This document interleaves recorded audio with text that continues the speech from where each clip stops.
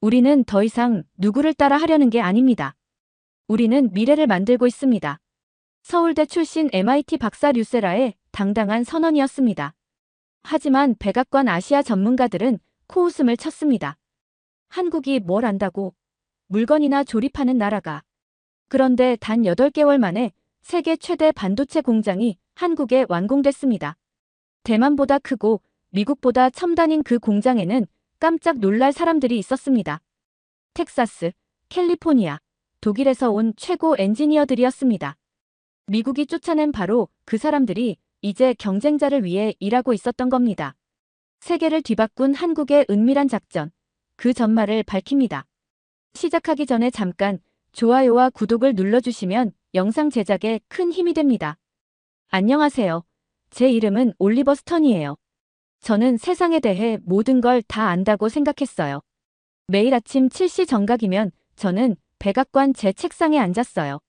제 사무실 창은 크게 나 있어서 워싱턴 DC가 내려다 보였는데 그 풍경이 저를 중요한 사람처럼 느끼게 했어요. 책상 위에는 컴퓨터 화면이 3개나 있었고 전화기 2대, 그리고 절대 멈추지 않는 커피 머신이 있었어요. 책상 한쪽에는 1급 비밀이라고 빨간 글씨로 적힌 두꺼운 서류들이 쌓여 있었어요. 저는 다른 나라들에 대한 보고서를 읽는 걸 좋아했어요. 특히 아시아에 대한 보고서를 즐겨 읽었어요.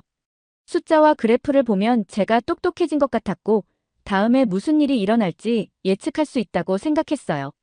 최소한 그때는 그렇게 믿었어요. 한국은 물건을 빠르고 싸게 만들어요. 하지만 진짜 중요한 건 만들지 못해요. 그건 우리 도움이 필요해요. 저는 제 비서에게 그렇게 말하곤 했어요. 제 벽에는 반도체를 만드는 나라들을 표시한 큰 지도가 걸려 있었어요. 대만은 가장 큰 공장을 가지고 있었고 미국은 최고의 칩을 설계했어요. 일본은 특수한 소재를 만들었고요. 그리고 한국은요? 그냥 다른 나라들을 따라가는 나라라고 생각했어요. 그게 제 믿음이었어요. 제 일은 미국이 다른 나라보다 앞서도록 지키는 거였어요. 저는 대통령에게 보고서를 쓰고 다른 나라들이 너무 강해지지 못하게 계획을 세웠어요. 마치 전 세계가 제 체스판인 것처럼 말이에요. 사무실 커피 맛은 항상 썼지만 저는 어차피 4잔은 꼭 마셨어요. 아침마다 정보 보고서를 읽으면서 말이죠. 보고서에는 제가 듣고 싶어하는 말만 적혀 있었어요. 한국은 미국 기술에 의존해요. 그들은 우리 없이는 살아남을 수 없어요. 제가 미국에 오기 전에는 런던에서 일했어요. 그곳 사람들은 저를 천재라고 불렀어요. 제가 세계 정치를 누구보다 잘 이해한다고 했죠. 저도 점점 그렇게 믿기 시작했어요. 어쩌면 그게 제 첫 번째 실수였을지도 몰라요. 매주 화요일이면 저는 웨스트윙 회의에 참석했어요. 그곳은 미국에서 가장 힘있는 사람들이 모여서 결정을 내리는 곳이에요. 오래된 나무 냄새와 권력의 공기가 섞여 있었고 사람들은 빠르게 걸으며 속삭였어요. 저는 그 분위기에 잘 어울렸어요. 회의에서 저는 끄덕이며 메모를 했어요. 다른 관리들이 아시아에 대해 제 의견을 물으면 저는 늘 준비된 대답이 있었어요. 한국은 2등급 국가예요. 메모리 칩은 만들지만 첨단 기술은 따라올 수 없어요. 그러면 모두 고개를 끄덕였어요. 우리는 다 같이 동의했죠. 미국이 리더고 다른 나라는 우리의 규칙을 따를 뿐이라고요. 하지만 가끔 밤늦게 저는 제 지도 앞에 앉아 의문이 들었어요. 보고서 속 숫자들이 이상하게 변하고 있었거든요. 한국 기업들은 예상보다 빠르게 성장했고 주가도 계속 올랐어요. 그래도 저는 그 의심을 밀어냈어요. 숫자는 속일 수도 있어. 저는 스스로에게 그렇게 말했어요. 한국은 결코 진짜 위협이 될 수 없어. 제 비서는 매일 오후에 새로운 보고서를 가져왔어요. 대부분의 날은 제 생각을 그대로 확인시켜줬어요. 한국은 일본에서 소재를 수입했고 유럽에서 장비를 샀고 미국의 소프트웨어 없이는 공장을 돌릴 수 없었어요. 봐요. 저는 속으로 그렇게 생각했어요. 그들은 다른 나라에 의존해요. 독자적으로는 설 수 없어요. 제 하루는 늘 편안한 패턴이 있었어요. 아침에는 커피와 보고서, 오후에는 회의와 전화, 저녁에는 분석과 예측. 모든 게 정해진 흐름대로 움직였어요. 제가 정보를 통제했기 때문에 이야기도 통제한다고 믿었어요. 동료들은 저를 존중했어요. 아시아 정세에 대해 조언을 얻으러 제 사무실에 오곤 했죠. 저는 언제나 확실한 대답을 줬어요. 모두가 안심할 수 있는 명확하고 자신감 있는 답변이었어요. 한국은 걱정할 필요 없어요. 자기 위치를 잘 알아요. 저는 늘 그렇게 말했어요. 백악관 식당은 맛있는 샌드위치를 팔았어요. 저는 다른 정책 전문가들과 점심을 먹으면서 아시아 소식을 얘기했어요. 모두가 미국은 걱정할 게 없다고 동의했어요. 한국, 대만, 일본 모두 미국을 필요로 한다고 말이죠. 점심이 끝나면 저는 사무실로 돌아가 금융시장을 확인했어요. 미국 기술 기업들은 언제나 잘 나갔고 아시아 기업들은 미국의 흐름을 따라갔어요. 그 패턴은 변하지 않는다고 믿었어요. 제 책장에는 아시아 경제에 관한 책들이 가득했어요. 저는 그 책들을 다 읽었어요. 책들은 하나같이 같은 그림을 보여줬어요. 아시아는 물건을 만들 수 있지만 혁신은 미국이 장악하고 있다는 거였죠. 우리는 특허를 가지고 있었고 미래를 설계했어요. 다른 나라는 단지 우리가 만든 걸 조립할 뿐이었어요. 가끔 외국 외교관들이 제 사무실을 방문했어요. 한국 관리들은 한 달에 한 번쯤 찾아왔어요. 그들은 항상 정중했어요. 미국과 협력을 요청했죠. 그 모습은 제 믿음을 더 강화시켰어요. 그들이 우리를 필요로 한다는 확신이요. 한국은 좋은 파트너예요. 하지만 여전히 미국의 리더십에 의존하고 있어요. 저는 그렇게 보고서에 썼어요. 대통령은 제 보고서를 읽었고 장관들은 제 분석을 연설에서 인용했어요. 제 생각이 미국 정책을 만든다고 생각하니 자부심이 생겼어요.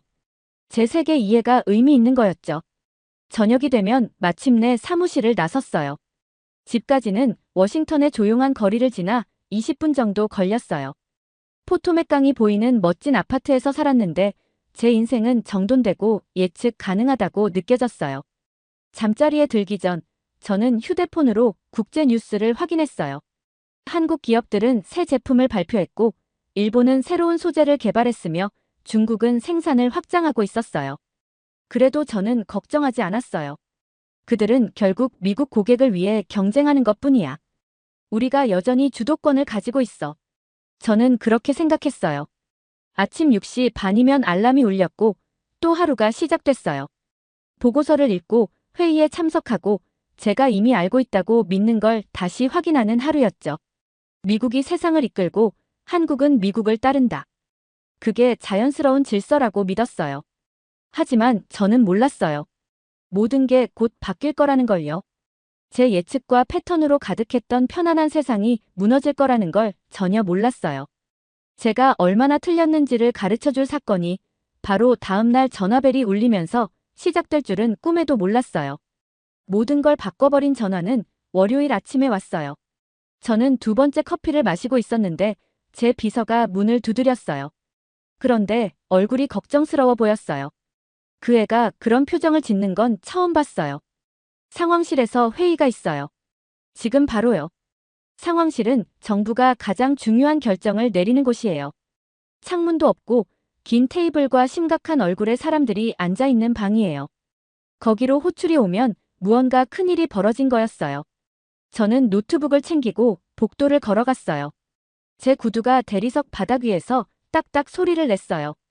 다른 관리들도 같은 방향으로 걸어가고 있었는데 모두 표정이 잔뜩 굳어 있었어요. 회의 주제는 비자였어요. 특히 외국인 기술자와 과학자들을 위한 취업 비자였죠. 이들은 미국의 기술회사에서 일하러 오는 똑똑한 사람들이에요. 회의실 앞에는 검은 양복을 입은 한 남자가 서 있었어요. 벽에는 차트와 그래프가 비춰지고 있었는데 숫자들이 충격적이었어요. 비자 수수료를 1,500달러에서 10만 달러로 올립니다. 그가 선언했어요. 예외는 없어요. 동맹국조차도요. 제 속이 철렁 내려앉았어요. 10만 달러라니요? 그건 대부분의 사람들이 1년 내내 벌기도 힘든 돈이에요. 외국인 기술자들이 그걸 감당할 리가 없었어요. 결국 미국에 오는 걸 포기할 거예요. 저는 목소리를 내고 싶었어요. 이게 정말 좋은 생각이냐고 묻고 싶었어요. 그런데 방 안의 다른 사람들은 고개를 끄덕이고 있었어요. 그들 눈에는 이 계획이 합리적으로 보이는 것 같았어요. 이렇게 해야 미국 일자리를 지킬 수 있어요. 누군가 말했어요. 이러면 기술 유출도 막을 수 있죠. 또 다른 사람이 덧붙였어요. 저는 입을 다물었지만 머릿속은 빠르게 돌아가고 있었어요. 미국 공장에서 일하는 한국인 엔지니어들은 어떻게 되는 걸까? 연구실의 일본인 과학자들은요? 유럽 전문가들은요? 회의가 끝나고 저는 천천히 사무실로 돌아왔어요. 뭔가 잘못됐다는 생각이 계속 들었어요. 이 정책은 많은 사람들에게 피해를 줄 뿐 아니라 외국인 인재에 의존하는 미국 기업에도 큰 타격을 줄 거였어요. 책상에 앉아 컴퓨터 화면을 봤지만 집중이 안 됐어요. 머릿속에는 비자 정책 생각만 가득했어요. 3시간쯤 지나자 제 전화가 울렸어요. 여긴 에이미 카터예요. 피곤하고 지친 듯한 여자의 목소리가 들렸어요. 저는 텍사스의 반도체 공장을 관리하고 있어요. 지금 큰 문제가 생겼어요. 저는 에이미와 처음 통화했지만 그녀의 공장에 대해서는 알고 있었어요.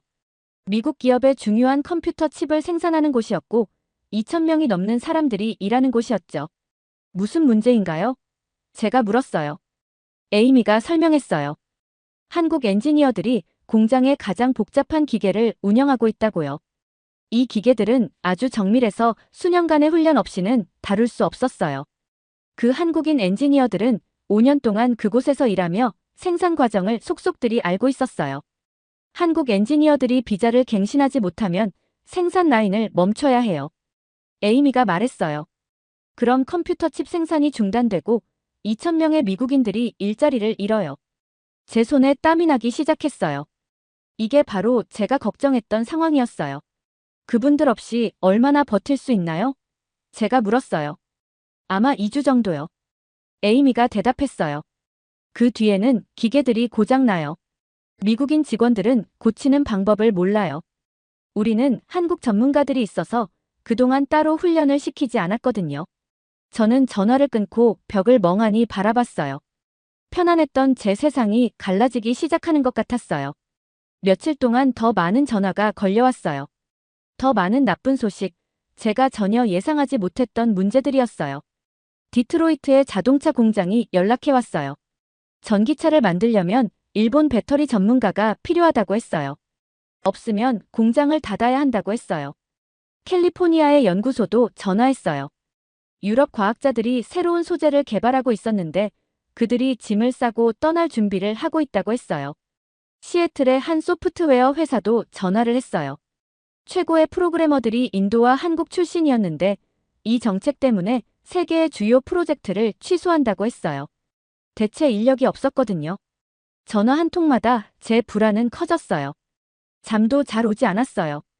침대에 누우면 이 정책이 얼마나 많은 문제를 불러올지 계속 떠올랐어요. 낮에는 일에 집중하려 애썼지만 결국 뉴스 사이트를 자꾸 확인했어요. 미국 기술주가 하락하고 있었고 외국 기업들이 미국에 못 오는 엔지니어들을 채용하고 있었어요. 저는 세상이 제 생각보다 훨씬 더 연결돼 있다는 걸 깨달았어요. 한국 엔지니어들은 한국에서만 일하지 않았어요. 미국 공장에도 있었어요. 일본 과학자들은 일본에서만 연구하지 않았어요. 미국 연구소에서도 연구했어요. 이들을 막는 건 단순히 그 사람들에게 피해를 주는 게 아니었어요. 우리 스스로를 해치는 일이었어요. 하지만 가장 충격적인 전화는 금요일 오후에 왔어요. 에이미였어요. 이번엔 거의 울먹이는 목소리였어요. 어젯밤에 기계 3대가 고장났어요. 고칠 수가 없어요. 그걸 다룰 줄 아는 한국 엔지니어는 어제 서울로 돌아갔어요. 비자가 만료돼서요. 전화 너머로 기계에서 경고음이 울리고 있었어요. 위기의 소리였죠. 임신한 직원들도 있어요. 그 사람들이 일자리를 잃을지도 몰라요. 가족들이 이 공장에 의지하고 있는데 제가 뭐라고 말해야 할까요? 저는 아무 대답도 하지 못했어요. 그날 밤 저는 사무실에 늦게까지 남아 있었어요. 창밖으로 워싱턴의 불빛이 보였지만 모든 게 달라진 것 같았어요. 그때 휴대폰이 울렸어요. 기사 링크였어요. 한국 기업들이 전 세계 엔지니어들에게 엄청난 연봉을 제시하며 새 공장을 짓고 있었어요. 최고의 인재들을 모으고 있었어요. 다른 기사들도 읽어봤어요. 유럽 기업들도 같은 일을 하고 있었고 일본 회사들도 연구팀을 확장하고 있었어요. 그 순간 저는 상황을 깨달았어요. 우리는 미국 일자리를 지킨 게 아니었어요. 경쟁자들에게 우리의 이점을 내어주고 있었던 거예요. 미국을 강하게 만들겠다는 정책이 오히려 우리를 약하게 만들고 있었어요. 저는 머리를 감싸쥐고 마침내 진실을 인정했어요. 저는 세상이 어떻게 돌아가는지 완전히 잘못 알고 있었어요. 전화가 걸려오기 시작한 지 2주가 지나자 저는 마침내 진실을 마주해야 했어요. 제가 믿어왔던 한국에 대한 모든 게 틀렸다는 사실이었어요. 저는 컴퓨터 앞에 앉아 있었어요. 보고서를 읽는데 손이 떨렸어요. 한국 기업들이 전 세계에서 엔지니어들을 고용하고 있었거든요. 아무 엔지니어가 아니었어요. 가장 뛰어난 엔지니어, 가장 똑똑한 과학자, 가장 경험 많은 공장 전문가들이었어요. 그 사람들이 한국으로 가는 건 어쩔 수 없어서가 아니었어요. 스스로 원해서였어요. 실리콘밸리에서 올라온 보고서에는 서울행 비행기 표가 매진되고 있다는 내용이 있었어요. 엔지니어들이 편도표를 사고 있었어요. 다시 미국으로 돌아올 생각은 없었어요. 또 다른 보고서에는 한국의 채용 공고가 300%나 늘었다고 적혀 있었어요. 서울의 기업들이 엄청난 연봉을 제시하고 있었어요. 좋은 아파트, 훌륭한 학교, 실제로 잘 돌아가는 의료 시스템까지 약속하고 있었어요. 저는 전화를 집어들고 텍사스의 에이미에게 걸었어요. 그녀는 첫 번째 벨에 바로 받았어요. 지금 상황이 얼마나 나빠졌나요? 제가 물었어요. 에이미 목소리는 지쳐 있었어요. 어제 생산 라인 2개를 더 멈췄어요. 기계들이 계속 고장나는데 고칠 줄 아는 사람이 없어요. 직원 3명은 하루 18시간씩 교대하다가 결국 병원에 실려갔어요. 전화기 너머에서는 경고음을 알리는 기계음이 들렸어요. 뭔가 잘못되고 있다는 신호였어요. 우리가 라일리라고 불렀던 한국 엔지니어가 우리에게 정말 많은 걸 가르쳐줬어요. 에이미가 말을 이어갔어요. 그는 5년 동안 우리와 함께 일했어요. 기계가 내는 소리 하나하나를 다 알았어요. 고장이 나기 전에 그 소리를 듣고 미리 알 수 있었어요. 에이미가 잠시 말을 멈추더니 깊게 숨을 들이쉬었어요. 이제 라일리는 서울에서 삼성에 다니고 있어요. 아마 그가 여기서 배운 걸 다른 엔지니어들에게 다 가르쳐주고 있을 거예요. 전화를 끊은 뒤 저는 제 벽에 걸린 지도를 바라봤어요. 반도체를 생산하는 나라들을 표시해둔 핀들이 갑자기 다르게 보였어요. 한국은 더 이상 누구를 따라가고 있지 않았어요. 한국이 앞서가고 있었어요. 비서가 새 정보 보고서를 가져왔어요. 붉은 글씨로 긴급이라고 적혀 있었어요.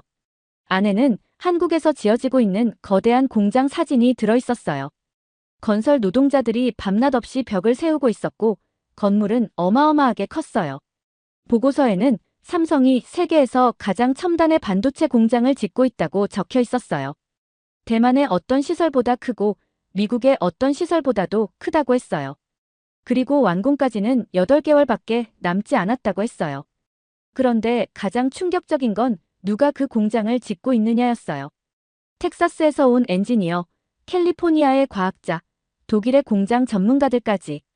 우리가 내쫓은 사람들이 이제 경쟁자들을 위해 일하고 있었어요.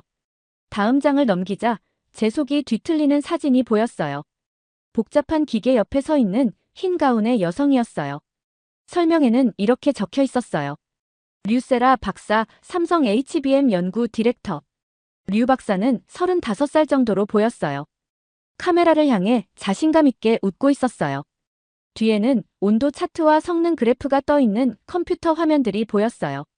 그 숫자는 미국 기업들이 지금까지 달성한 것보다 더 뛰어났어요. 저는 온라인에서 류 박사를 검색했어요.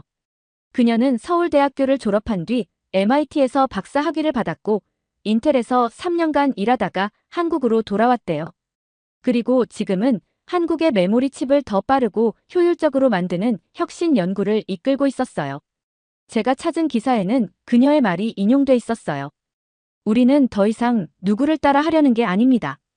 우리는 미래를 만들고 있습니다. 그 말을 읽는 순간 제 배를 세게 맞은 것 같았어요. 한국은 미국의 기술을 따라가고 있던 게 아니었어요. 미국 제품을 낡고 느리게 보이게 만드는 새로운 기술을 직접 만들고 있었어요. 저는 국방부에 전화를 걸어 방위 계약에 대해 물었어요. 전화를 받은 장교는 걱정스러운 목소리였어요. 문제가 생겼습니다. 우리 무기 시스템 중 일부는 한국 메모리 칩을 사용하고 있어요. 한국이 판매를 중단하면 장비가 제대로 작동하지 않을 겁니다. 말도 안 되는 상황이었어요. 미국의 군사력이 한국 기술에 의존한다니요? 저는 늘 한국이 미국을 필요로 한다고 생각했어요. 그런데 이제는 미국이 한국을 똑같이 필요로 한다는 걸 알게 됐어요. 주식시장도 같은 이야기를 하고 있었어요. 한국 기술 기업들은 사상 최고 가치를 기록했지만 미국 기업들은 가치를 잃고 있었어요. 투자자들은 미래가 아시아에 있다고 판단하고 있었어요. 월가의 분석가들은 대이동, 제자가 스승이 될 때 같은 제목의 보고서를 내고 있었어요. 그 보고서에는 아시아 국가들이 세계 최고의 인재를 끌어들이는 동안 미국은 그 인재들을 밀어내고 있다고 쓰여 있었어요. 저는 점심시간 내내 기사를 더 읽었어요. 유럽 국가들은 한국과 새로운 무역협정을 체결했고 캐나다는 한국 엔지니어들을 끌어들이기 위해 특별 비자 제도를 만들고 있었어요. 호주는 한국 과학자들에게 시민권을 제공하고 있었어요. 전 세계가 한국 인재를 원하고 있었어요. 미국만 빼고요. 그날 오후 디트로이트의 자동차 공장에서 전화가 왔어요. 매니저는 절박해 보였어요. 우리 전기차 배터리가 테스트에서 계속 실패해요. 한국 배터리 엔지니어들이 필요합니다. 하지만 그들은 다 돌아갔어요. 이제 테슬라나 중국 기업들과 경쟁할 수 없어요. 또 다른 전화는 제약회사에서 왔어요. 한국 화학자들과 신약을 개발하고 있었는데 그들이 떠나면서 연구가 멈춰버렸다고 했어요. 세 번째 전화는 우주기술회사에서 왔어요. NASA 프로젝트에 한국 위성 엔지니어들이 꼭 필요했는데 그 엔지니어들이 지금은 한국의 우주 프로그램에서 일하고 있었어요. 전화가 걸려올 때마다 같은 교훈을 배웠어요. 한국은 더 이상 다른 나라를 위해서 물건을 만드는 게 아니었어요. 이제는 다른 나라가 만들 수 없는 걸 만들고 있었어요. 저녁이 되자 저는 완전히 지쳐 있었어요. 워싱턴 위로 해가 지는 걸 보며 사무실에 앉아 있었어요. 도시의 불빛이 별처럼 반짝였지만 진실에서 저를 벗어나게 하진 못했어요. 미국은 끔찍한 실수를 했어요. 우리는 친구들을 밀어냈고 비밀을 경쟁자들에게 넘겨줬어요. 동맹을 경쟁자로 만들어버렸어요. 그리고 가장 끔찍한 건 한국이 우리 없이도 잘 해내고 있다는 거였어요. 그들은 미국의 허락이 필요하지 않았어요. 미국의 인정을 받아야만 혁신할 필요도 없었어요. 그들은 독립했어요. 저는 다시 지도 앞에 섰어요. 전 세계 기술 거점을 표시한 핀들이 움직이고 있었어요. 미국에서 멀어져 한국 쪽으로 이동하고 있었어요. 세상은 변하고 있었고 미국은 뒤처지고 있었어요. 내일 저는 대통령에게 이 사실을 보고해야 했어요. 오늘 밤 저는 우리가 한국에 대해 알고 있다고 믿었던 모든 게 틀렸다는 걸 어떻게 설명해야 할지 고민해야 했어요. 제가 쓴 가장 힘든 보고서는 4단어로 시작했어요. 우리가 완전히 틀렸어요. 비자 제한 정책은 한국을 우리에게 더 의존하게 만든 게 아니라 오히려 더 빨리 독립하게 만들었어요. 저는 수년간 보고서를 읽으며 한국이 단순히 미국을 따라 한다고 믿었지만 사실은 배우고 발전시키고 있었던 거예요. 한국 기업들은 미국보다 많은 특허를 내고 대학들은 더 많은 엔지니어를 배출했어요. 공장은 더 효율적이었고 삼성은 유럽과 15조 원 규모의 계약을 맺으며 세계 표준이 되고 있었어요. 류세라 박사는 MIT와 인텔 경험을 바탕으로 한국에서 혁신을 이끌고 있었고 그녀의 말처럼 한국은 이제 미래를 만들고 있었어요. 텍사스의 에이미는 지금 정책을 바꿔도 사람들은 돌아오지 않을 거예요. 라일리는 한국에서 행복해요라고 했어요. 미국이 가르친 우수성을 한국은 쓸 수 있게 해줬다는 그의 말이 마음에 남았어요. 대통령은 제 보고서를 보고 화를 냈지만 증거는 분명했어요. 미국 기업들은 인재 부족으로 프로젝트를 취소하고 있었고 한국 기업들은 넘쳐나는 인재로 성장하고 있었어요. 세계 자본은 한국에 투자했고 미국은 신뢰를 잃었어요. 한 달 뒤 서울의 대형 스크린에는 삼성의 시가총액 700조 원과 신뢰가 최고의 화폐다라는 문구가 떠 있었어요. 광장은 외국 엔지니어들로 가득했고 그들은 행복해 보였어요. 저는 깨달았어요. 한국은 더 강해서가 아니라 사람을 대하는 방식에서 더 현명했기 때문에 성공한 거였어요. 세상은 함께 성장할 만큼 충분히 넓었고 저는 그것을 보지 못했을 뿐이었어요.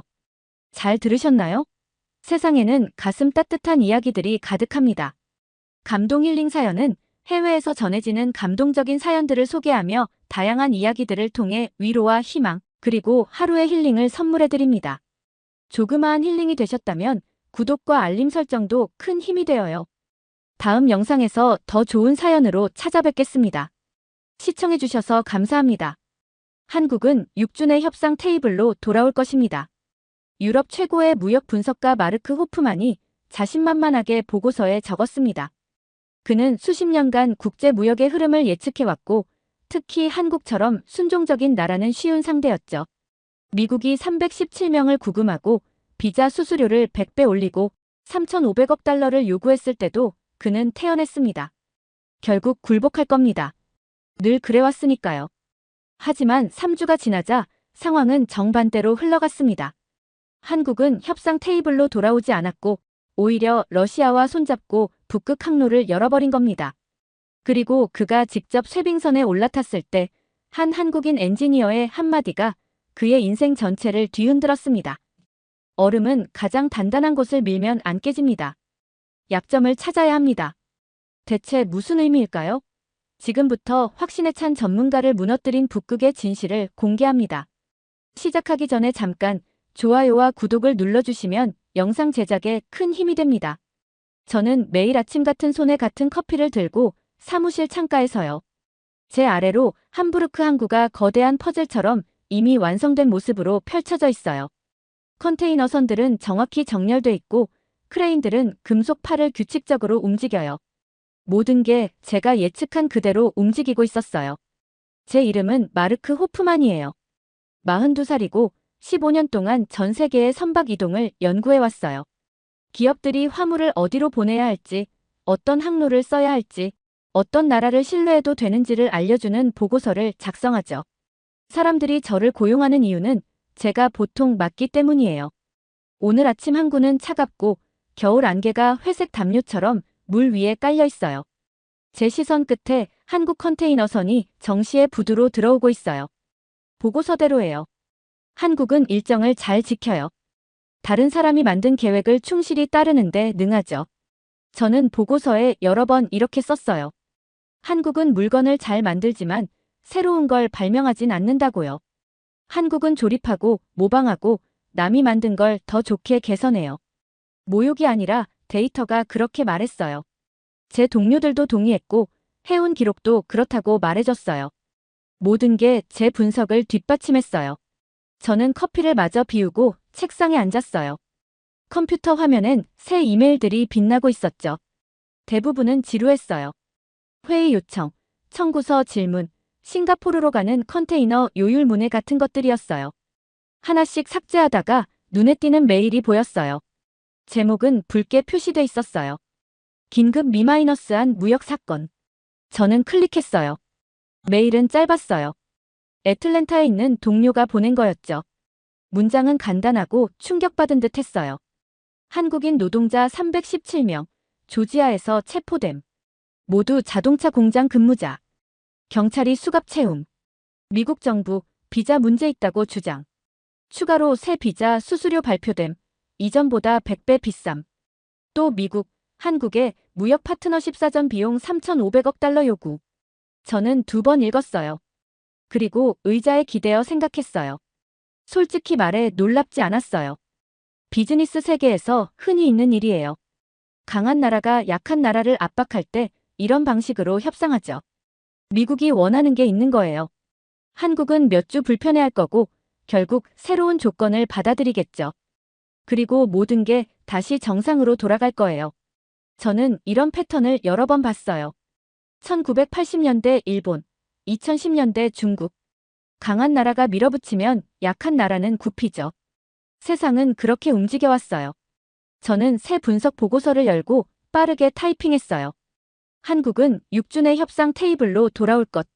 경제적 압박이 굴복을 강요할 것.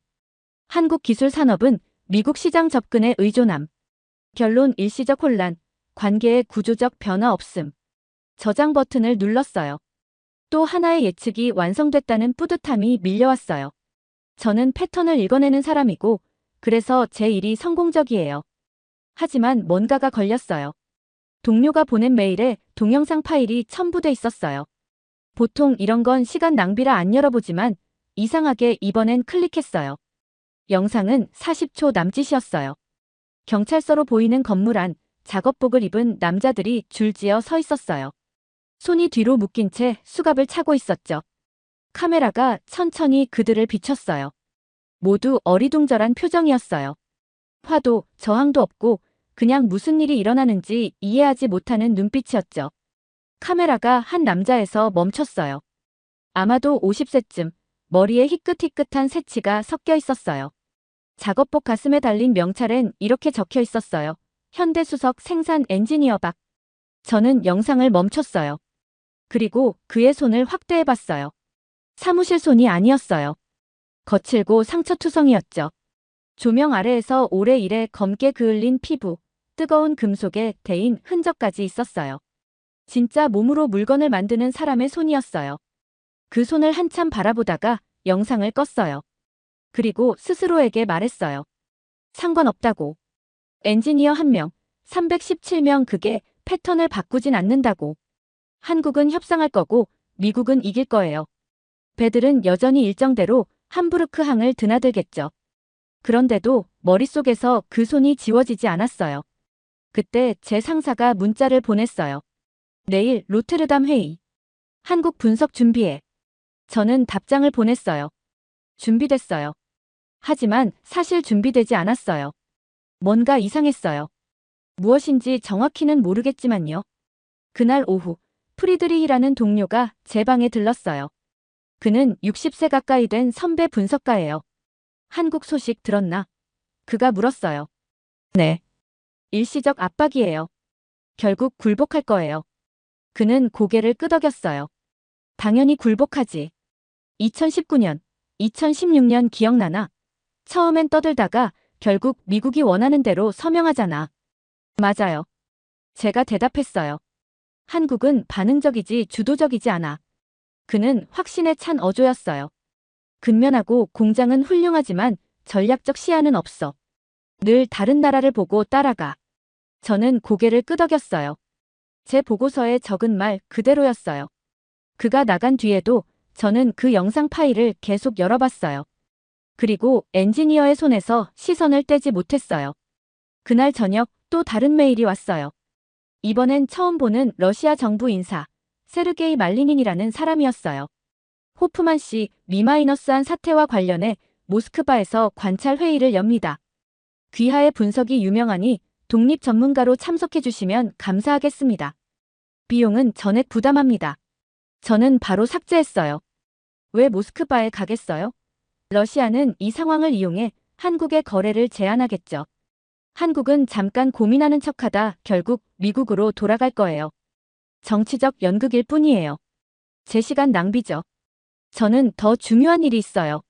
로테르담 회의, 고객 미팅, 진짜 화물이 오가는 항로와 돈이 걸린 일들. 짐을 챙기고 내일 아침을 위해 알람을 5시에 맞췄어요. 그날 밤 쉽게 잠들지 못했어요. 계속 그 손이 떠올랐어요. 거칠고 상처난 무언가를 직접 만드는 손. 감정적으로 굴지 말자고 스스로를 다독였어요. 전문가답지 못하다고요. 데이터가 중요하지 감정이 중요하지 않다고. 결국 새벽 2시쯤 잠들었어요. 꿈에서 저는 얼어붙은 바다 위 배에 서 있었어요. 앞으로 나아가려 애써도 얼음이 깨지지 않았어요. 미는 데마다 단단했어요. 그때 뒤에서 목소리가 들렸어요. 당신 잘못된 곳을 밀고 있어요. 돌아보니 영상 속 그 엔지니어가 수갑을 찬 채 서 있었어요. 그런데 약간 미소를 지었어요. 어디를 밀어야 하나요? 제가 물었어요. 그가 지친 눈으로 저를 보며 말했어요. 얼음은 가장 단단한 데를 밀어선 안 깨져요. 이미 금이 가려는 약한 지점을 찾아야 해요. 잠에서 깼어요. 알람이 아직 울리기 전이었어요. 새벽 4시 반. 저는 침대에서 몸을 일으켰어요. 보고서가 생각났어요. 한국은 6주 내 협상 테이블로 돌아올 것. 혹시 틀린 걸까? 아니에요. 말도 안 돼요. 15년 경력이에요. 데이터도 있어요. 패턴도 있어요. 그런데 그 손이. 저는 커피를 내리고 어둠 속에서 함부르크 항을 바라봤어요. 깜빡이는 항구 불빛들. 한국을 생각했어요. 수백 번 분석했지만 한 번도 가보지 않은 나라. 숫자와 예측, 교역량으로만 줄여본 나라. 그 엔지니어를 떠올렸어요. 이름조차 모르는 그 남자. 자기 손으로 물건을 만드는 박씨. 다시 말했어요. 상관없다고. 한 사람으로 패턴은 안 변한다고. 15년 데이터가 흔들릴 리 없다고. 그런데 무언가 변했어요. 밖이 아니라 제 안에서요. 제 머릿속 확신들이 깨지기 시작했어요. 저는 커피를 마시며 해가 뜨는 걸 봤어요. 스스로를 웃기다고 타이르며 이번에도 한국은 굴복할 거라고, 미국이 이길 거라고 되뇌었어요. 항상 그래왔으니까요. 그렇죠? 저는 로테르담으로 갈 가방을 챙겼어요. 분석 보고서를 브리프케이스에 넣고 평소처럼 기차역으로 향했어요. 모든 게 평소 같았지만 제 안 어딘가엔 15년 만에 처음 생겨난 감정이 있었어요. 의심. 작고 희미했지만 분명 있었어요. 기차는 정시에 출발했어요. 저는 자리에 앉아 발표 자료를 다시 열어봤어요. 슬라이드는 깔끔하고 데이터도 탄탄했어요. 결론도 확실했죠. 한국 일시적 혼란, 구조적 굴복. 머릿속으로 예상 질문과 답변을 반복했어요. 하지만 마음 한구석에 자리 잡은 작은 의심이 자라나고 있었어요. 아주 조금. 그렇지만 신경 쓰일 만큼. 창밖 독일 풍경이 스쳐 지나갔어요. 질서 정연한 마을과 숲, 들판들. 늘 그랬듯 예측 가능한 세상. 저는 그 엔지니어를 떠올렸어요. 지금 그는 뭘 하고 있을까요? 여전히 수갑을 찼을까요? 아니면 다시 현장으로 돌아갔을까요? 무슨 생각을 하고 있을까요? 그도 꿈을 꾸고 있을까요? 그의 꿈에선 얼음이 깨질까요? 기차는 앞으로 달렸어요. 로테르담이 가까워지고 있었죠. 제 발표가 기다리고 있었어요. 그리고 저 멀리, 아직 한 번도 가보지 않은 나라에서 317명이 패턴이 깨지는 경험을 하고 있었지만 저는 그 사실을 아직 몰랐어요. 저는 여전히 확신하고 있었어요. 자신만만했어요. 하지만 틀리고 있었어요. 3주가 지났어요. 로테르담 컨퍼런스에서 저는 확신에 차 있었죠. 한국은 결국 미국에 굴복할 거라고요. 하지만 현실은 제 예측을 배반했어요. 한국은 물러서지 않았고 오히려 미국과의 연결을 끊기 시작했어요. 엔지니어들이 돌아가고 자본이 새 방향으로 움직였어요. 상사는 저를 러시아로 보냈어요. 현장을 직접 보고 오라는 명령이었죠. 모스크바와 상트페테르부르크를 거쳐 도착한 곳은 멈춰버린 현대자동차 러시아 공장이었어요. 텅 빈 주차장, 꺼진 불, 죽은 듯한 공간. 그런데 안쪽에 불이 켜진 구역이 하나 있었어요. 거기서 한 남자가 혼자 공장을 살리고 있었어요. 이름은 도연. 그는 2년 동안 매주 기계를 돌리고 손으로 정비하며 시스템을 유지했대요. 기술은 데이터가 아니에요. 존엄이에요. 그의 거칠고 상처난 손이 모든 걸 말해줬어요. 그는 끝까지 공장을 지켰어요. 그날 밤 뉴스가 쏟아졌어요. 삼성, LG, SK, 현대러시아와 북극 공동 개발 발표. 한국이 새로운 길을 열고 있었어요. 저는 깨달았어요. 한국은 협상 테이블로 돌아올 생각이 없다는 걸요. 며칠 후 모스크바에서 발표를 봤어요. 러시아와 한국이 북극 항로, 쇠빙선, 극지 운송망을 함께 구축하겠다는 계획이었어요. 세르게이는 말했죠. 이건 협상이 아니라 대안이에요. 저는 충격에 빠졌어요. 미국 중심의 질서가 깨지고 있었어요. 패턴이 무너지고 있었어요. 모든 분석이 얇아 보였어요. 호텔로 돌아와 보고서를 다시 썼지만 단 한 문장만 남길 수 있었어요. 기존 예측은 재검토해야 함. 그날 밤 세르게이에게서 메일이 왔어요. 북극 항로 첫 항의 초대장이었죠. 위험해 보였지만 저는 결국 답장을 썼어요. 참석하겠습니다. 창밖 항구의 불빛은 그대로였지만 저는 알았어요. 정상이라는 건 언제든 바뀔 수 있다는 것을. 그리고 확신이란 결국 무지를 다른 이름으로 부르는 것이라는 걸요. 배는 제가 상상했던 것보다 훨씬 컸어요. 저는 러시아 무르만스크 부두에서 원자력 쇠빙선 아르크티카를 올려다봤고 뒤에는 한국 LNG 운반선 세종이 바짝 따라 대기하고 있었어요. 아르크티카는 거칠고 강인했고 세종은 날렵하고 현대적이었어요. 하지만 둘 다 진짜 화물과 진짜 돈, 그리고 진짜 위험을 싣고 있었어요. 저 말고도 기자, 해운 분석가, 노르웨이 교수 등 참관인 12명이 함께 탔어요. 우리는 명단 확인을 마치고 얼음 낀 가판의 가파른 계단을 올라 조타실로 들어갔어요. 선장 알렉산드르는 반갑게 맞았지만 엄격했어요. 방해하지 말고 위험하면 즉시 나가라. 저는 구석에 자리를 잡고 관찰했어요. 새벽에 출항했어요. 항만을 벗어나자 바다는 성난 회색으로 바뀌었고 자동차만한 얼음 덩어리들이 떠다녔어요. 아르크티카의 엔진 저음이 뼛속까지 울렸고 선수는 얼음을 밀어 금을 내고 깨뜨리며 전진했어요. 러시아 승무원들은 짧게 지시를 주고받고 계기를 확인하고 항로를 수정하며 뜨거운 차를 마셨죠. 도연 씨는 세종에 있었어요. 무전으로 영어와 한국어를 오가며 침착하게 지시했고 세르게이는 제 옆에서 태블릿으로 빙두께, 연료, 속도, 온도 같은 실시간 데이터를 보여줬어요. 그는 말했어요. 이건 모험이 아니라 데이터예요. 시간 비용 절감이 입증되지 않으면 비싼 관광일 뿐이죠. 셋째 날 얼음이 더 두꺼워졌고 진행은 느려졌어요. 그래도 2배의 호흡은 놀라웠어요. 아르크티카가 선회하면 세종이 속도를 낮추고 세종이 공간이 필요하면 아르크티카가 수로를 넓혔어요. 첫 항해라 믿기 어려울 정도로 정교했어요. 넷째 날 노르웨이 교수님이 말했어요.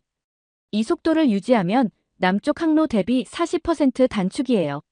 저는 손이 살짝 떨렸어요. 역사가 제 앞에서 쓰이는 느낌이었어요. 다섯째 날 아침, 배가 거의 움직이지 않는 듯해 조타실로 뛰어갔어요. 앞에는 거대한 빙산이 길 전체를 막고 있었어요. 알렉산드르는 우회를 검토했고 세르게이는 통역했어요. 동쪽 15km 돌아 8시간 추가. 8시간은 연료시간 손실, 곧 경제성 악화였어요. 그때 무전에 도연 씨의 목소리가 또렷하게 들렸어요. 세종 소나로 20분 스캔했어요. 중앙에 공동, 약점이 있어요. 선장이 찌푸리며 물었어요. 들이받자는 건가? 아니요. 정확히 약점을 치는 거예요. 조타실이 조용해졌고 모두가 귀 기울였어요. 세르게이가 저를 봤어요. 마르크, 당신 경험은 뭐라고 하나요? 제 머릿속엔 15년간 배운 규칙이 떠올랐어요. 위험 회피, 우회, 화물 선박 보호. 하지만 빈 공장에서 2년간 기계를 살려둔 도연 씨와 굴복을 거부한 한국이 떠올랐어요. 저는 제 가정을 현실에 부딪혀 보려고 북극까지 왔다는 걸 기억했어요. 약점이 확실합니까? 제가 물었어요. 소나는 거짓말하지 않아요. 얇고 약해진 지점이 있어요. 정확히 치면 갈라져요. 틀렸다면요? 그가 말했어요. 그럼 배우고 조정하죠. 하지만 늘 돌아가기만 하면 우리는 약점도 가능성도 못 배워요. 저는 말했어요. 약점을 치세요. 아르크티카는 20분간 자세를 잡았고 도연 씨는 위도 경도 접근 각도를 보냈어요. 엔진이 포효했고 선수는 빙산의 한 점을 정확히 겨냥했어요. 충격이 엄청났고 배 전체가 떨렸어요. 한순간 정적. 그리고 얼음 위에 가느다란 검은 선이 생겨 위로 번졌어요. 금이 틈이 되고 틈이 갈라짐이 되었고 마침내 천둥 같은 소리와 함께 빙산이 둘로 갈라졌어요. 물이 사이로 밀려들었고 얼음 파편이 바다로 떨어졌어요. 틈은 10m까지 벌어졌고 선장이 말했어요. 세종, 천천히 통과. 세종은 거대한 얼음 벽 사이를 안정적으로 빠져나갔고 아르크티카도 뒤를 이었어요. 푸른빛과 흰빛의 얼음 성당 사이를 지나 트인 바다로 돌아왔을 때 모두 말이 없었어요. 선장이 낮게 중얼거렸고 세르게이가 전했어요. 북극 30년 항해 동안 처음 본 광경이래요. 세르게이는 제게 말했어요. 약점을 치라고 신뢰한 건 당신이에요. 동의와 신뢰는 달라요. 저는 인정했어요. 그 순간 깨진 건 빙산만이 아니라 제 확신이었어요. 그날 밤 저는 기록을 쓰려 했지만 단어가 나오지 않았어요. 해상 항로와 리스크 관리 국가기업의 의사결정에 대해 제가 안다고 믿던 것들이 갈라지고 있었어요. 저는 오래된 패턴만 봤고 존엄과 몰아붙였을 때 일어나는 변화, 닫힌 문 앞에서 새 문을 만드는 가능성을 읽지 못했어요. 노트에 한 줄만 썼어요. 장애물은 얼음이 아니라 제 확신이었어요. 내일도 북쪽으로 나아가겠죠. 더 많은 얼음과 시험, 더 많은 데이터가 올 거예요. 하지만 오늘 저는 알았어요. 달라진 건 항로만도, 동맹만도 아니에요. 저 자신이에요. 이 변화로 무엇을 할지, 어디로 갈지는 아직 모르지만 15년 만에 처음으로 모른다는 사실이 괜찮았어요. 어쩌면 진짜 돌파는 얼음을 깨는 게 아니라 늘 확실하려는 마음을 깨는 일인지도 몰라요. 약점이 스스로 드러나도록 믿어주면 불가능이 가능으로 변한다는 것도요. 저는 그 순간을 봤고 이제 그 의미를 배우려 해요. 우리가 빙산을 뚫고 나온 지 엿새 만에 노르웨이 트롬스에 도착했어요. 아르크티카와 세종이 나란히 접안했고 항구엔 기자와 카메라가 가득했어요. 노르웨이 교수님이 데이터를 발표했는데 시간 40% 단축, 연료 20% 절감, 선체 손상 0이라고 했어요. 사람들은 환호했지만 저는 뒤편에 선 해운사 임원과 관료, 분석가들의 얼굴을 봤어요. 놀람과 걱정이 섞여 있었어요. 이 항로가 통하면 세계 교역의 지도가 달라지거든요. 저는 원래 함부르크로 돌아가 보고서를 써야 했지만 공항에서 세르게이가 붙잡았어요. 사흘 뒤 제네바에서 회의가 있어요. 미국이 협상을 요청했어요. 옵서버로 오세요. 제가 왜 저예요? 라고 묻자 그는 당신은 현실을 보고 생각을 바꿨어요. 그게 가치예요. 라고 말했어요. 저는 제네바로 갔고 깃발 하나 없는 중립적 회의실의 참관석에 앉았어요. 미국 대표단이 먼저 들어와 익숙한 자신감을 보였고 이어 한국 대표단이 입장했어요. 강 장관님이 선두였고 도연 씨가 어색한 정장을 입고 뒤를 따랐어요. 러시아 대표단은 세르게이와 함께 가운데에 앉았어요. 미국 측은 국제법과 동맹의 협력을 말했지만 317명. 구금도, H-1B 수수료 폭등도, 3,500억 달러 선지금 요구도 언급하지 않았어요. 강 장관님이 천천히 일어나 서류철을 펼치고 한마디 했어요. 317. 방이 고요해졌어요. 조지아에서 수갑이 채워진 한국의 엔지니어와 기술자 317명이에요. 그들의 죄는 차를 만들었다는 것 뿐이었어요. 사진이 테이블 위에 놓였고 저는 2달 전 영상 속 상처난 손을 알아봤어요. 장관님은 이어 H-1B 수수료 1만 % 인상은 당신들은 동반자가 아니다라는 메시지였고 외환 보유액 80%에 달하는 선지급 요구는 굴욕이었다고 했어요. 미국 측이 끼어들려 하자 장관님은 조용히 막고 마지막 문서를 꺼냈어요. 엿새, 두척, 시간 40%, 연료 20%, 협력은 완벽했고 존중은 상호였어요. 우리는 닫힌 문 앞에서 빌지 않고 더 나은 문을 만들기로 배웠어요. 미국 대표단은 휴식을 요청했고 2시간 뒤 돌아왔을 때 표정이 달라져 있었어요. 구금은 과도한 조치였고 공식 사과와 보상을 하겠습니다. H-1B 수수료는 즉시 환원하고 선지급 요구는 철회합니다. 북극 항로 개발에 개입하지 않겠습니다. 강 장관님은 팀과 짧게 상의하고 출발점으로 수용하겠다고 했어요. 저는 회의가 한나절 만에 끝나는 걸 믿기 어려웠어요. 그날 밤 저는 진짜 보고서를 썼어요. 첫 문장은 저는 틀렸어요. 였어요. 저는 왜 틀렸는지 적었어요. 경제 의존, 군사 동맹, 교역량만 재고 존엄을 재지 않았다고요. 빈 공장에서 2년간 심장을 살린 도연 씨, 갈라진 빙산, 장관님의 사진들, 그리고 가정이 깨져야 패턴도 깨진다는 사실을 썼어요. 보고서를 보내고 공항으로 갔는데 뉴스 화면에 상트페테르부르크의 옛 현대 공장이 나왔어요. 불이 켜지고 주차장이 가득했고 화면 중앙엔 흰색의 낯선 차량이 있었어요. 노스 스타일 최초의 북극 연구 차량 완성, 한러 공동 생산. 특수 타이어, 삼성 배터리, LG 단열, HD 현대 보강 프레임, SK통신 불가능한 환경을 위해 맞물린 조합이었어요. 대통령이 메달을 수여했고 세르게이와 도연 씨가 받았어요. 도연 씨의 얼굴엔 분명한 자부심이 있었어요. 세르게이에게서 메시지가 왔어요. 정직한 보고서 축하해요. 배우고 있네요. 다음 달 북극연구소 개소식에 올래요? 2달 전에 저라면 거절했겠지만 저는 네, 가겠어요 라고 답했어요. 비행기가 이륙하자 저는 도시와 호수가 작아지는 걸 내려다보며 확신을 쌓던 제 15년을 떠올렸어요. 확신은 배움을 막는 다른 이름이었고 겸손 없는 자신감은 눈가리개였어요. 얼음이 사람들이 도연 씨와 세르게이, 강 장관님이 제게 그걸 가르쳐줬어요. 함부르크에 도착했을 때 겉보기의 정상은 그대로였지만 저는 정상의 임시성을 알게 됐어요. 다음 날 상사가 보고서를 읽고 말했어요. 확신이 없어 보이네. 맞아요. 틀렸으니까요. 고객은 확신이 아니라 정확성을 원해요. 세상은 모델보다 빨리 변하고 압박의 동맹은 금가고 상호 존중의 협력은 생겨나요. 그걸 이해해야 미래를 봐요. 상사는 실무적 권고를 담은 후속 보고서를 쓰라고 했고 저는 고개를 끄덕였어요.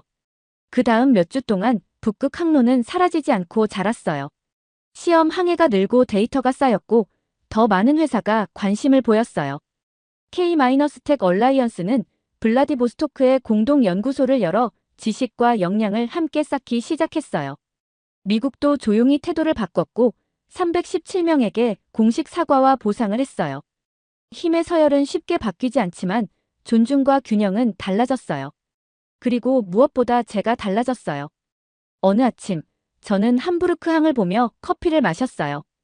한국 컨테이너선이 정시에 접안하고 있었지만 이제 저는 효율만 보지 않았어요. 그 배를 설계하고 만든 사람들의 존엄이 보였어요. 그때 세르게이가 전화했어요. 북극연구소가 장기 효율 분석을 합니다. 독립 분석가가 필요해요. 관심 있어요? 저는 어떤 일을 하죠? 라고 물었고 그는 정치가 아닌 진짜 데이터와 정직한 숫자, 불확실하면 불확실하다고 말하는 분석이라고 했어요. 저는 관심 있어요라고 대답했어요. 그리고 저는 새로운 보고서를 쓰기 시작했어요. 예측과 확신이 아니라 사실과 관찰 모른다는 고백이 들어간 보고서였어요. 존엄을 경제의 힘으로, 존중을 전략 자산으로, 굴욕의 비용과 파트너십의 가치를 적었어요. 타국을 하위가 아니라 동등한 인간으로 볼 때 열리는 가능성도요. 그건 제가 써본 것 중 가장 낯설지만 가장 정직한 보고서였어요. 저는 배웠어요. 정직은 확신보다 값지다는 걸요. 해가 지고 항구 불빛이 켜질 때 저는 알았어요. 계속된다는 건 영원이 아니에요. 변화는 늘 가능하고 불가능은 약점이 드러나는 순간 가능으로 바뀌어요. 진짜 장애물은 얼음이 아니라 제 확신이었어요. 하지만 얼음은 갈라지고 모델은 깨지고 확신은 녹아요. 그래서 저는 내일 사람을 먼저 배우고 겸손을 연습하려고 해요. 지혜는 보통 세 단어에서 시작하더라고요. 제가 틀렸어요. 그 다음은 그 말 이후에 무엇을 배우는지의 여정이에요. 그리고 그 여정은 얼음을 지나갈수록 더 값지다고 믿게 되었어요. 잘 들으셨나요? 세상에는 가슴 따뜻한 이야기들이 가득합니다. 감동 힐링 사연은 해외에서 전해지는 감동적인 사연들을 소개하며 다양한 이야기들을 통해 위로와 희망, 그리고 하루의 힐링을 선물해드립니다. 조그마한 힐링이 되셨다면 구독과 알림 설정도 큰 힘이 되어요. 다음 영상에서 더 좋은 사연으로 찾아뵙겠습니다. 시청해주셔서 감사합니다. 회의실에서 비웃음이 터져 나왔습니다. 한국, 거긴 CCTV 천국 아니에요? 누군가 속삭였습니다. 통제된 국민들이 연기하는 거겠죠. 클라라 윈터는 동의했습니다. 그녀는 7년간 세계 곳곳의 대형 사고를 취재했습니다. 보스턴, 라스베이거스. 군중 속 인간의 본성을 누구보다 잘 알고 있었습니다. 공포에 빠진 사람들은 이성을 잃습니다. 100만 명이 모여 아무 사고 없이 끝난다. 불가능합니다. 그녀는 서울에서 가면을 벗겨낼 준비를 했습니다. 그런데 한강변 잔디밭에서 그녀가 무릎을 꿇었습니다. 촬영 감독 파블로가 걱정스럽게 다가왔습니다. 클라라, 괜찮아요? 그녀는 대답하지 못했습니다. 손으로 깨끗한 흙을 만지며 눈물을 참고 있었습니다. 7년 기자 생활 중 처음으로 자신의 모든 믿음이 틀렸다는 걸 깨달은 순간이었습니다. 도대체 그녀가 무엇을 봤길래 카메라 앞에서 무너진 걸까요? 런던으로 돌아간 그녀가 쓴 기사 제목은 왜 180도 바뀌었을까요? 지금부터 베테랑 기자의 확신을 산산조각 낸 서울의 비밀이 밝혀집니다. 시작하기 전에 잠깐 좋아요와 구독을 눌러주시면 영상 제작에 큰 힘이 됩니다. 안녕하세요. 제 이름은 클라라 윈터예요. 그리고 저에 대해 중요한 사실을 하나 말씀드리고 싶어요. 저는 완벽한 이야기 같은 건 믿지 않아요. 특히 정부 보고서에서 나오는 완벽한 이야기는 더더욱요. 런던의 월요일 아침이에요. 하늘은 늘 그렇듯 회색이고요. 저는 GBC라는 방송국의 회의실에 앉아 있어요. 여기서 기자로 일한 지도 벌써 7년째예요. 위에 있는 전등은 계속 깜빡이고 종이컵에 담긴 제 커피는 이미 식어버렸어요. 큰 테이블 주위로 동료들이 앉아 있는데 다들 피곤해 보였어요. 하품하는 사람도 있고 어떤 사람은 테이블 밑에서 휴대폰을 보고 있었어요. 7년 동안 일하면서 깨달은 게 있어요. 어떤 이야기가 너무 그럴듯하고 완벽해 보일 때 대개 그건 사실이 아니에요. 누군가는 거짓말을 하고 있거나 뭔가를 숨기고 있거나 숫자를 잘못 계산했을 거예요. 그때 제 상사가 입을 열었어요. 이름은 엘리엇 백스턴이고 프로그램 디렉터예요. 우리가 어떤 이야기를 다룰지 결정하는 사람이에요. 그는 책상 위 서류를 넘기다가 멈췄어요. 그리고 우리를 올려다보며 말했어요. 서울이에요. 한강 불꽃놀이 축제. 100만 명이 모였는데 사고가 전혀 없었다네요. 순간 회의실이 잠깐 조용해졌어요. 그러자 이내 여기저기서 속삭임이 들렸어요. 저 맞은편에는 메인 앵커 매튜 크롤리가 앉아 있었어요. 그는 완벽한 머리와 완벽한 미소를 가진 인기인이고 다들 그를 좋아해요. 매튜가 어깨를 으쓱했어요. 난 워싱턴 정부 스캔들 이야기로 갈래요. 시청률은 그게 더 잘 나오겠죠. 사람들이 고개를 끄덕였어요. 매튜 의견에 동의하는 거였죠. 제 뒤에서 누군가 작은 소리로 속삭였어요. 아시아 불꽃놀이. 지루하잖아. 그때 엘리엇이 제 쪽을 똑바로 봤어요. 제 배가 순간적으로 긴장으로 묶인 느낌이었어요. 클라라, 내가 서울에 다녀와. 짧게 리포트 하나 만들어 와. 회의실에서 조용히 웃음소리가 흘렀어요. 하지만 저는 웃지 않았어요. 미소조차 짓지 않았어요. 대신 조용히 수첩을 꺼내 이렇게 적었어요. 100만. 제로. 말도 안 돼. 왜 그렇게 썼는지 설명할게요. 저는 대규모 행사 취재를 여러 번 했어요. 라스베이거스에서 음악축제 중 총격 사건이 있었을 때 현장에 있었고 보스턴 마라톤 폭탄 테러 때도 있었어요. 사람들이 많이 모인 곳에서 어떤 일이 벌어지는지 저는 직접 봤어요. 공포, 혼란, 비명, 사람들이 예의와 친절을 잊고 본능적으로 도망치는 모습까지요. 제 경험상 안전과 자유를 동시에 가질 수는 없어요. 사람들을 안전하게 지키려면 수많은 규칙과 경찰, 금속 탐지기 같은 게 필요해요. 하지만 그렇게 하면 자유가 사라지죠. 반대로 자유를 지키려면 사고가 일어날 가능성을 받아들여야 해요. 그게 세상의 법칙이에요. 저는 한국에 대해 꽤 강한 의견을 가지고 있었어요. 가본 적도 없으면서요. 한국은 규칙이 너무 많고 통제가 심하며 카메라가 사람들을 감시하는 나라라고 생각했어요. 그런 나라의 사람들은 자율성이 없어서 진짜 큰 사고가 나면 스스로 판단하지 못할 거라고 믿었어요. 그래서 제 상사가 100만 명 사고 제로라고 말했을 때 저는 단 한 치도 믿지 않았어요. 하지만 기자라는 직업은 참 묘해요. 이미 답을 알고 있다고 생각해도 직접 가서 확인해야 해요. 질문을 던지고 증거를 찾아야 하죠. 그래서 그날 오후 저는 서울행 비행기 표를 예매했어요. 집으로 돌아와 짐을 쌌어요. 노트북, 수첩, 휴대폰 충전기, 편하게 걸을 수 있는 신발, 그리고 촬영 장비까지요. 비행기 안에서 저는 잠을 이루지 못했어요. 서울에서 무엇을 마주하게 될지 계속 상상했거든요. 밀치고 떠밀리는 군중, 확성기로 소리치는 경찰, 구급차와 소방차, 그리고 공식 발표가 무너지고 진짜 이야기가 드러나는 순간까지요. 저는 벌써 노트북을 열고 기사를 준비하기 시작했어요. 폭로 기사라고 부르는 그런 류였죠. 누군가 숨기려는 진실을 파헤치는 이야기요. 머릿속으로 제목까지 지었어요. 안전의 환상 서울축제가 감추고 있는 진짜 문제. 자신감이 있었어요. 확신도 있었어요. 이런 류의 취재를 수없이 해왔으니까요. 하지만 아직 몰랐어요. 이번 여행이 제 믿음을 완전히 뒤흔들 거라는 걸요. 며칠 후 저는 강가 잔디밭에 무릎 꿇고 앉아 깨끗한 흙을 손끝으로 만지며 도대체 내가 어떻게 이렇게까지 틀릴 수 있었나 생각하게 될 거라는 걸요. 몰랐어요. 서울이 제 마음을 부수고 완전히 다른 모양으로 다시 맞춰줄 거라는 걸요. 비행기는 어둠 속 하늘을 가로지르고 있었어요. 아래엔 끝없이 펼쳐진 검은 바다뿐이었죠. 저는 노트북을 닫고 창밖을 바라봤어요. 저는 클라라 윈터예요. 동화 따위는 믿지 않는 기자예요.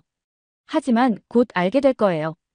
어떤 진짜 이야기들은 세상에 존재하는 모든 동화보다 더 놀랍고 믿기 힘들다는 것을요. 인천공항은 정말 크고 밝고 복잡했어요. 모든 표지판이 두 가지 언어로 쓰여 있었어요. 작은 그림처럼 보이는 한글과 그 밑에 있는 영어요. 공기 냄새도 달랐어요.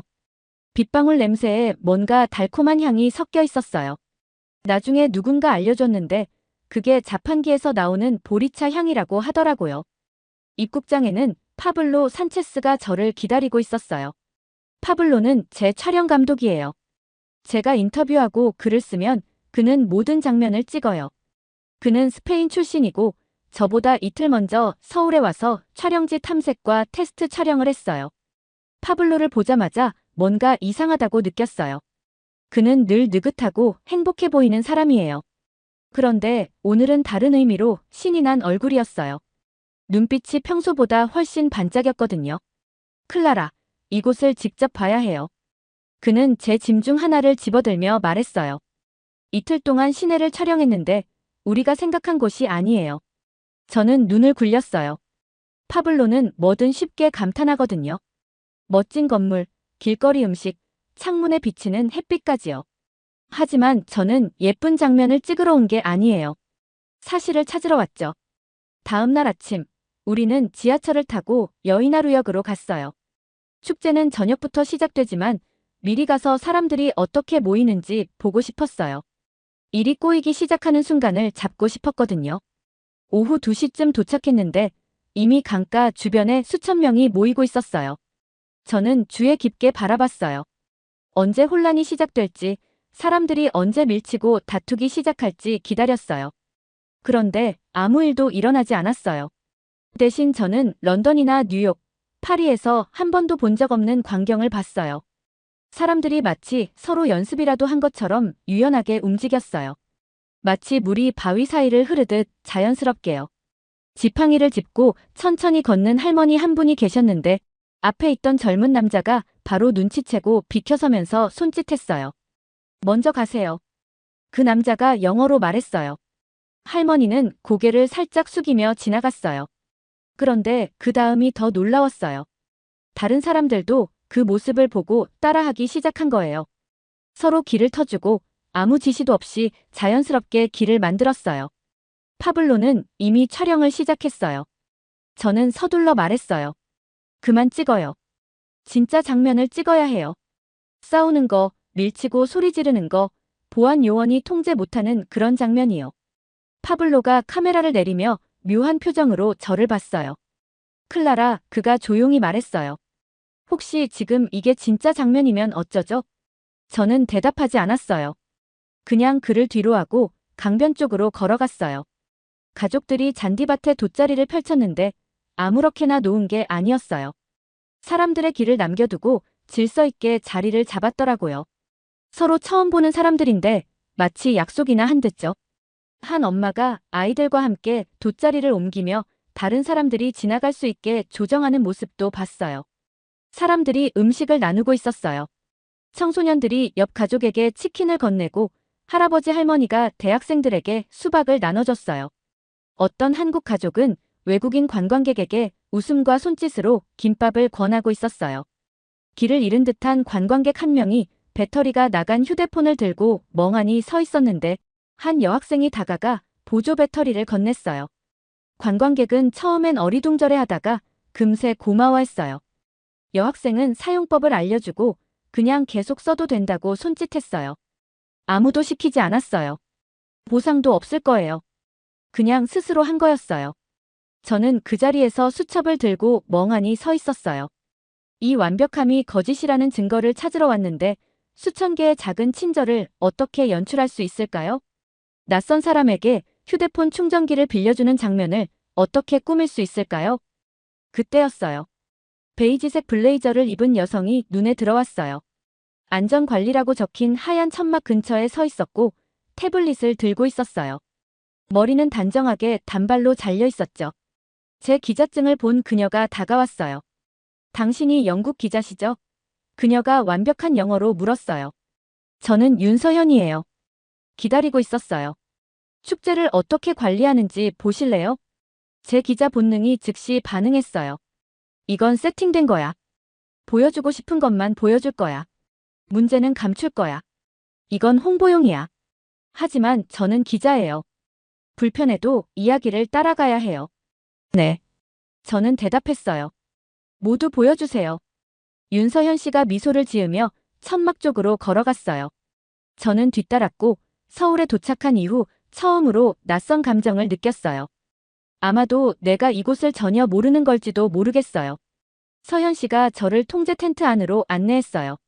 마치 공상과학 영화에 나올 법한 공간이었어요. 벽에는 6개의 커다란 컴퓨터 화면이 걸려 있었고 각 화면마다 다른 정보가 떠 있었어요. 한 화면은 한강 주변 지도를 보여줬는데 평범한 지도는 아니었어요.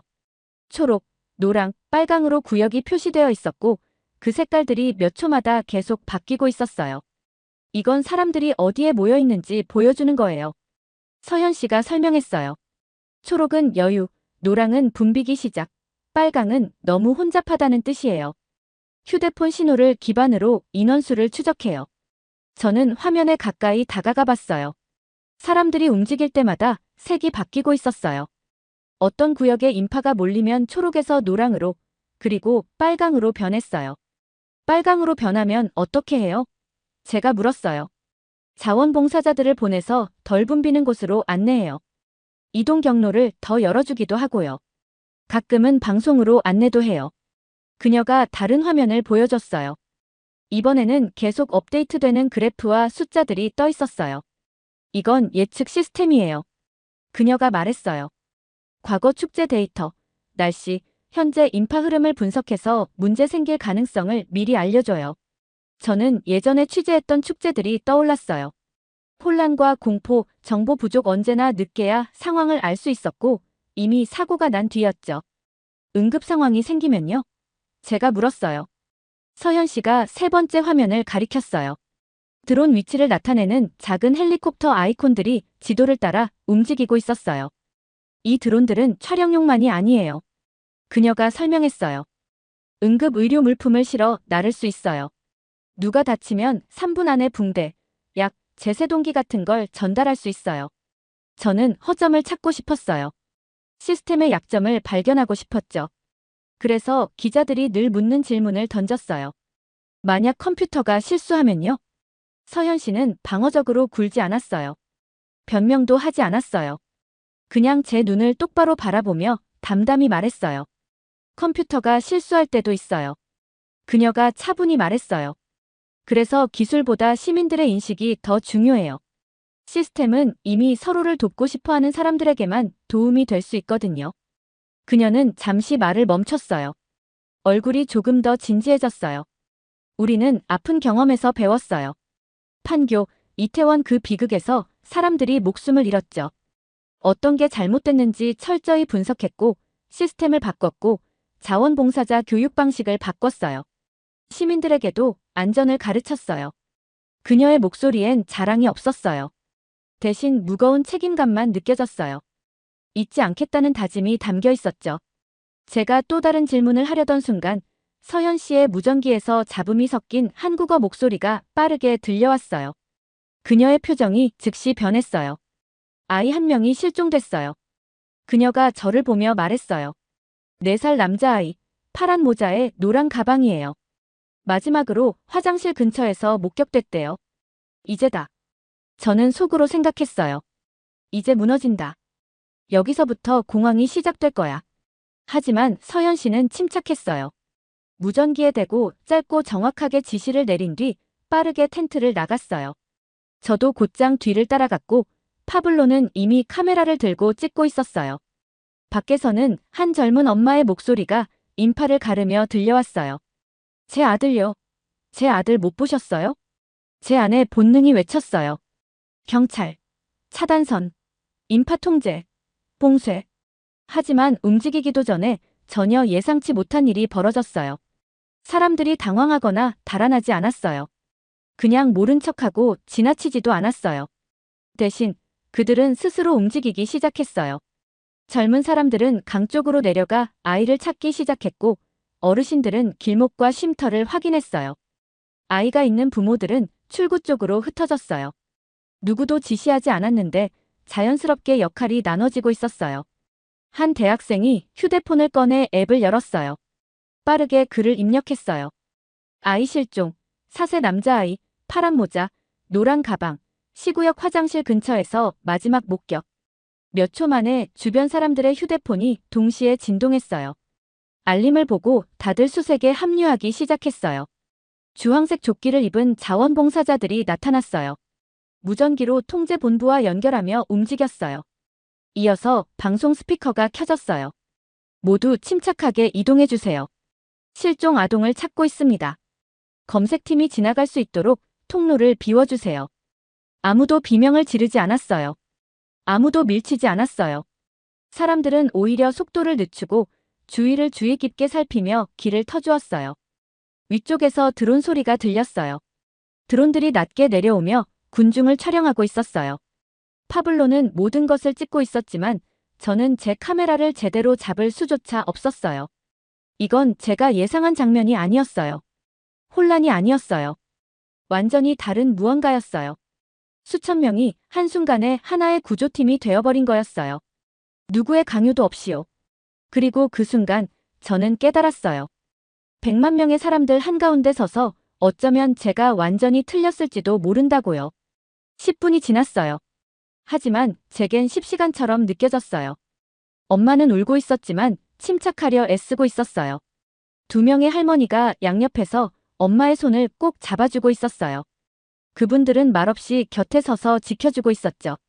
저는 사람들이 눈앞에서 거대한 수색망으로 변하는 걸 보고 있었어요. 아무도 허둥대지 않았어요. 각자 구역을 정해 움직였어요. 한 사람 한 사람이 주의 깊게 살펴보고 다음 구역으로 이동했어요. 그러다 외침이 들렸어요. 찾았어요. 파란 모자, 노란 가방.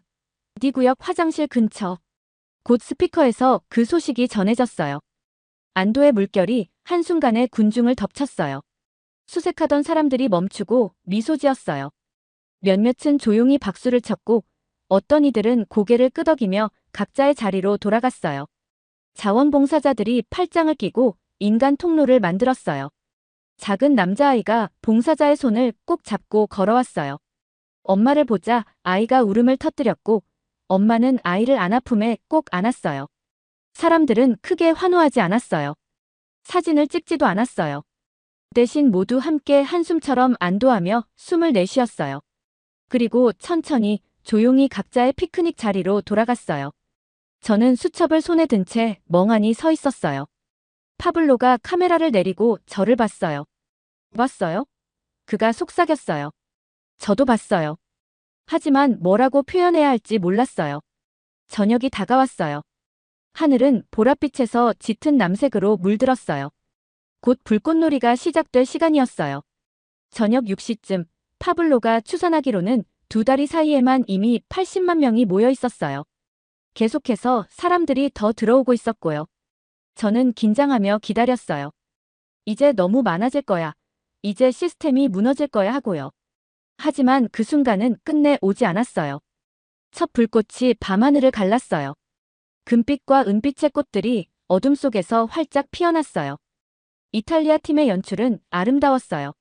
이어서 캐나다 팀이 시작했는데 유명 영화 음악이 흐르며 아이들이 지휘자처럼 손을 휘둘렀고 어른들은 웃으며 하늘을 가리켰어요. 그리고 한국의 피날레가 시작됐어요. 2다리가 동시에 빛을 발했고 불꽃이 강 위에 비쳐 마치 하늘이 한강으로 내려앉은 듯 했어요. 불과 물 위에서 색들이 춤을 췄어요. 강 전체가 하나의 거대한 무대처럼 느껴졌어요. 마치 100만 개의 심장이 동시에 뛰는 것 같았어요. 그때 한 남자가 쓰러졌어요. 저와 6m쯤 떨어진 곳이었어요. 회색 재킷을 입은 중년 남성이었는데 갑자기 그대로 쓰러졌어요. 곧바로 누군가 외쳤어요. 응급 환자예요. 길을 비워주세요. 이제다 저는 속으로 생각했어요. 이제 아수라장이 될 거야. 공황이 시작될 거야. 내가 찾던 증거가 나왔어. 하지만 또 한 번 틀렸어요. 사람들은 순식간에 원을 만들며 공간을 비웠어요. 호기심에 밀려들어 구경하는 사람은 아무도 없었어요. 오히려 모두 뒤로 물러나 자리를 만들었어요. 누군가는 이미 119에 전화를 걸고 있었고 또 다른 사람은 휴대폰으로 정확한 위치 좌표를 전송하고 있었어요. 위에서 드론이 내려오며 붉은 의료 키트를 싣고 있었어요. 바람에 흔들리자 한 남자가 손을 뻗어 안전하게 내려오도록 도와줬어요. 자원봉사 의료팀이 인파를 헤치고 다가왔어요. 사람들은 재빨리 길을 터줬어요. 의료진이 무릎 꿇고 심폐소생술을 시작했고 누군가 AED를 들고 달려왔어요. 주황색 조끼를 입은 안전요원이 도착해 현장을 지휘했어요. 저는 머릿속으로 시간을 세기 시작했어요. 쓰러진 순간부터 첫 대응까지 3분, AED 도착까지 5분, 그리고 7분 만에 남자의 호흡이 안정됐어요. 주변에선 울음 섞인 탄성이 들렸어요. 그런데 모두가 안도하며 웃고 있었어요. 누군가 한국어로 무언가 말했어요. 옆에 있던 여성이 제게 조용히 번역해줬어요. 오늘 밤 사람들의 빛이 불꽃보다 더 빛났대요. 남자는 들것에 실려 구급차로 옮겨졌어요. 군중은 매끄럽게 길을 열어줬고 이내 다시 자연스럽게 각자의 자리를 찾았어요. 하지만 저는 더 이상 불꽃놀이를 볼 수 없었어요. 제 시선은 오직 사람들에게만 머물렀어요. 밤 8시 반쯤 축제가 끝났을 때 저는 대혼잡을 예상했어요. 출구를 향한 아수라장, 밀치기와 소란 늘 100만 명이 한꺼번에 빠져나가면 그런 일이 벌어지니까요. 하지만 그런 일은 일어나지 않았어요. 사람들은 그대로 앉아 있었어요. 급히 자리에서 일어나지 않았어요. 대신 모두 비닐봉지를 꺼냈어요. 가족들이 힘을 합쳐 쓰레기를 줍기 시작했어요. 아이들은 병뚜껑과 사탕 껍질을 주웠고 부모들은 돗자리를 접고 음식 용기를 챙겼어요. 어떤 아버지가 어린 아들에게 영어로 말했어요. 아마 영어 공부 중이었을 거예요. 우리가 사용한 공간이니까 우리가 치워야 해. 아들은 진지하게 고개를 끄덕이며 계속 쓰레기를 주웠어요. 저는 천천히 잔디밭을 걸었어요. 파블로가 카메라를 들고 뒤따르고 있었죠. 가로등 불빛 아래 점점 잔디가 드러나고 있었어요. 저는 쓰레기를 찾으려 눈을 크게 떴어요. 버려진 담배꽁초, 플라스틱 병, 음식 찌꺼기 하지만 아무것도 보이지 않았어요. 잔디는 믿기 힘들 정도로 깨끗했어요. 저도 모르게 무릎을 꿇었어요. 손가락으로 잔디를 쓸어보았어요. 저녁 이슬 때문에 약간 촉촉했고 상쾌한 풀냄새가 났어요. 그 사이에 쓰레기는 하나도 없었어요. 작은 조각조차요. 파블로는 여전히 촬영하고 있었어요. 저는 그의 카메라를 올려다봤어요. 이거 진짜예요? 제가 물었어요. 그는 대답하지 않았어요. 그냥 조용히 카메라를 지탱한 채 저를 비추고 있었어요. 저는 서울의 거짓을 폭로하러 왔어요. 완벽한 안전이 불가능하다는 걸 증명하려고 했어요. 군중은 위험하고 사람은 이기적이라는 제 신념을 확인하러 왔어요. 하지만 지금 이 깨끗한 잔디 위에서 100만 명이 조용히 자기 자리와 공간을 정리하는 모습을 보며 깨달았어요. 거짓은 서울의 이야기에 있지 않았어요. 거짓은 제 믿음 속에 있었어요. 이건 연출이 아니었어요. 선전도 아니었어요. 그냥 사람들이 서로를 믿을 때 생기는 모습이었어요. 시스템이 통제가 아니라 지원을 할 때, 기술이 사람을 대체하는 대신 돕기 위해 존재할 때 이런 기적이 일어나는 거였어요. 저는 한참 동안 그대로 무릎 꿇고 있었어요. 파블로가 촬영을 멈춘 뒤에도요. 옆에서 한강이 조용히 흐르고 있었어요. 다리의 불빛이 강물 위로 반짝였어요. 사람들은 쓰레기 봉투를 들고 평화롭게 지하철역으로 향하고 있었어요. 그리고 저, 동화를 믿지 않던 기자 클라라 윈터는 마침내 깨달았어요. 어떤 진짜 이야기들은 세상 모든 동화보다 훨씬 더 놀랍고 믿기 힘들다는 것을요.